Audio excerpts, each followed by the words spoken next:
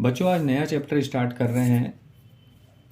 Class 9th का chapter 14 है सांख्यिकी, जिसे इंग्लिश में कहते हैं स्टैटिक्स। इसका इंट्रो आज हम करा रहे हैं। तो जितने भी बच्चे हैं, इंग्लिश वाले हों चाहे हिंदी वाले हों, दोनों के लिए ही ये वीडियो बहुत यूज़फुल है। सबसे पहले हम देखते हैं प्राइमरी डाटा किसे कहते हैं। When the information was collected by the investigator herself और हिमसेल्फ। जब किसी डाटा को जो इन्वेस्टिगेटर है वो खुद कलेक्ट करता है, यानी जाके खुद कलेक्ट करता है, तो उसे हम कहते हैं प्राइमरी डाटा। प्राथमिक आंकड़े यानी जब अन्वेषक स्वयं अपने आप सूचनाएं एकत्र करता है, यानी इसमें सूचनाएं खुद एकत्र करी जा रही हैं। जैसे मान लीजिए, अभी इसका एग्जाम्पल देता हूं आपको मैं।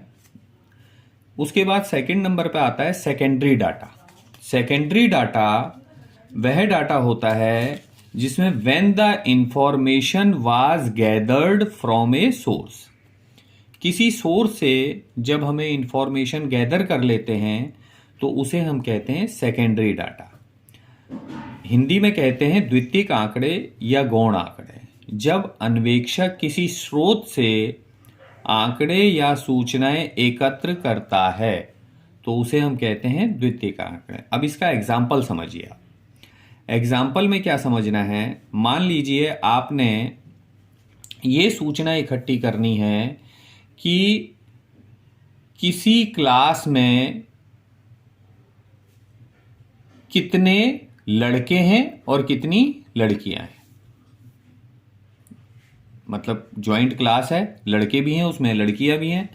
तो अगर मान लो आपको ये पता करना है कि कितने लड़के हैं और कितनी लड़कियां हैं, तो प्राइमरी डाटा में तो आपको खुद वहां जाकर क्लास में जितने भी बच्चे हैं उनको सबको गिनना पड़ेगा।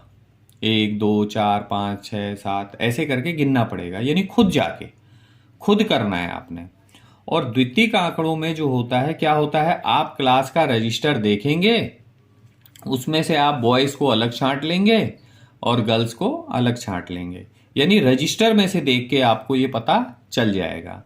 तो कई बार तो प्राइमरी डाटा अच्छा रहते हैं और कई बार द्वितीयक आंकड़े अच्छे रहते हैं। ये सूचनाएं पहले से ही होती हैं।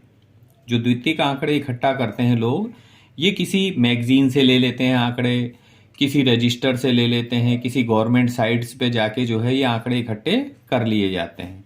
और प्राथमिक आंकड़े खुद इकट्ठे करे जाते हैं, वहां खुद जाके जो है वो इकट्ठे करता है। इस चैप्टर में नेक्स्ट जो चीज है वो आएगा आपका परिसर। परिसर का मतलब होता है रेंज। परिसर में जो अधिकतम मान होगा उसमें से अगर आप न्यूनतम मान को घटा देंगे तो इस तरह से आपका परिसर निकल जाएगा। रेंज हाईएस्ट फ्रीक्वेंसी में से माइनस कर देना है लोएस्ट फ्रीक्वेंसी को। इसके बाद आता है वर्ग चिन्ह, यानी ऊपरी वर्ग सीमा में से, और प्लस कर देंगे हम निम्न वर्ग सीमा को, यानी ऊपरी वर्ग सीमा प्लस निम्न वर्ग सीमा, और अपॉन कर देना है 2। इन दोनों को जोड़ के 2 से डिवाइड कर देना है, यानी upper limit plus lower limit upon 2।